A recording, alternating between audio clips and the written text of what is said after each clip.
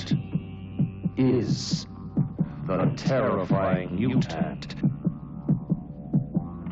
that strikes from behind the shroud of night?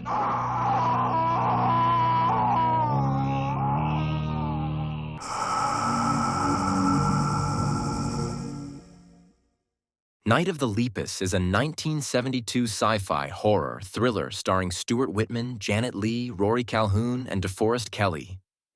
It's a classic horror movie that tries its best to make cute, furry bunnies appear horrifying. Let's just say, it's so bad, it's good.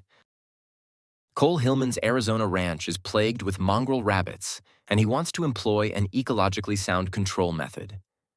As a favor to college benefactor Hillman, college president Elgin Clark calls in zoologist Roy Bennett to help.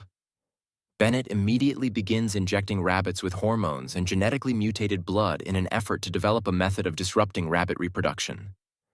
One of the test subjects escapes, resulting in a race of bloodthirsty, wolf-sized man, horse, and cow-eating bunnies. Eventually, the National Guard is called in for a final showdown with the terrorizing rabbits. Being an older movie, they didn't have the filmmaking technology to do really good special effects. The 70s were full of creature features with gigantic animals and insects. While it may work for alligators and tarantulas, giant bunnies are an epic fail. It's a shame because the cast is talented and the movie looks good thanks to the cinematography. Where it lacks is in the story. The whole premise of injecting the rabbits just doesn't make sense. They have to capture the rabbits to inject them, so why not just relocate them? And they're using an experimental serum, so no wonder they got mutants. I'll give the crew credit for doing their best. They built some nice miniature sets the rabbits run through to appear gigantic.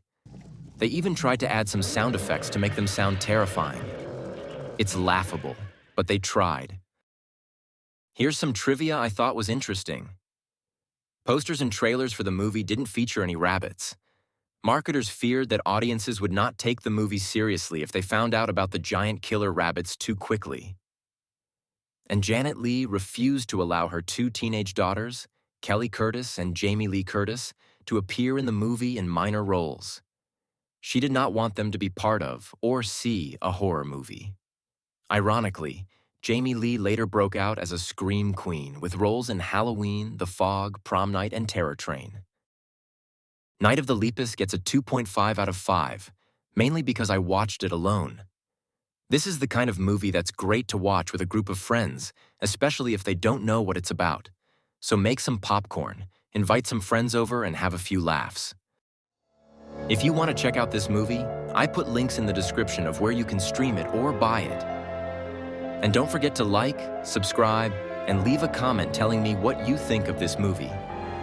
Thanks for watching. And don't forget, horror movies are the best when you watch them alone in the dark.